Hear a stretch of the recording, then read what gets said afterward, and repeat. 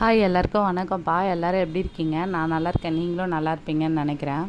கொஞ்ச நாளைக்கு முன்னாடி வந்து நான் ஒரு போஸ்ட் வந்து போட்டிருந்தேன். என்னென்னா வந்து எப்படி குறைஞ்ச வந்து ஒரு சேதாரத்தில் வந்து ஒரு நகையை வாங்கலாம் அப்படின்னு சொல்லிட்டு. பட் அந்த டைமில் வந்து ரொம்ப ஹையாக வந்து நகை விலை ஏறிட்டே இருந்ததுனால அந்த வீடியோ வந்து நான் வந்து போஸ்ட் பண்ணவே இல்லை. இப்போ வந்து நகை விலைலாம் கொஞ்சம் குறைஞ்சிட்ருக்கு. இதை பேஸ் பண்ணி நீங்கள் ஒரு இன்வெஸ்ட்மெண்ட்டாக பண்ணணும்னு நினச்சிங்கன்னா இந்த மாதிரி நீங்கள் வந்து கோல்டை வந்து பர்ச்சேஸ் பண்ணலாம்.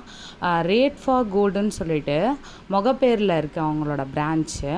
அந்த பிரான்ச்சில் வந்து ரீஃபர்னிஷ்டு கோல்டு வந்து விற்கிறாங்க. அதாவது இப்போது நம்ம ஒரு தேவைக்காக நகை விற்போம். அந்த நகை வந்து நல்லா இருக்க பட்சத்தில், அதாவது நம்ம அதை யூஸ் பண்ணுற கண்டிஷனில் இருக்கிற கோல்டை வந்து அவங்க வந்து விற்பாங்க. அதை நீங்கள் வந்து நேரடியாகவும் பர்ச்சேஸ் பண்ணிக்கலாம், ஆன்லைன்லேயும் பர்ச்சேஸ் பண்ணிக்கலாம். அவங்க தனியாக வெப்சைட் வச்சுருக்காங்க, அதுலேயும் நீங்கள் பர்ச்சேஸ் பண்ணிக்கலாம். முகப்பேர் போனீங்கன்னா அவங்களோட பிரான்ச் ரொம்ப பெருசாக இருக்கும், ரிலையன்ஸுக்கு மேலே இருக்குது. நான் வந்து இந்த டிஸ்கிரிப்ஷன்லேயும் அதுக்கப்புறம் வந்து கமெண்ட்லேயும் வந்து அவங்களோட அட்ரஸை வந்து பின் பண்ணுறேன்.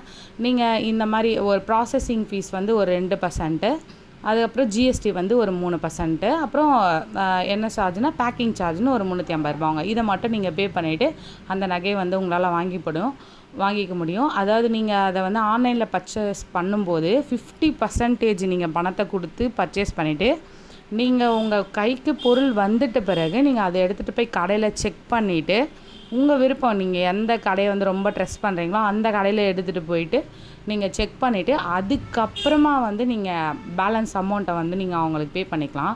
இப்போது நகையாக சேர்க்கணும் அப்படின்னு நினைப்பீங்க. பட் வந்து நம்ம காயினாக வாங்கும்போது அதை எடுத்துகிட்டு போயிட்டு ப்ளட்ஜெல்லாம் வைக்க முடியாது. அது வந்து பேங்க் வந்து அவங்க வந்து வாங்கி இந்த மாதிரி நகையை வந்து உங்களால் பர்ச்சேஸ் பண்ணிக்க முடியும். அவங்கக்கிட்ட இருந்து நீங்கள் செக் பண்ணிவிட்டு அதுக்கப்புறம் பேலன்ஸ் அமௌண்ட்டை வந்து பே பண்ணிக்கலாம். இவ்வளோ நேரம் என்னோடய வீடியோ கேட்டதுக்கு நன்றி.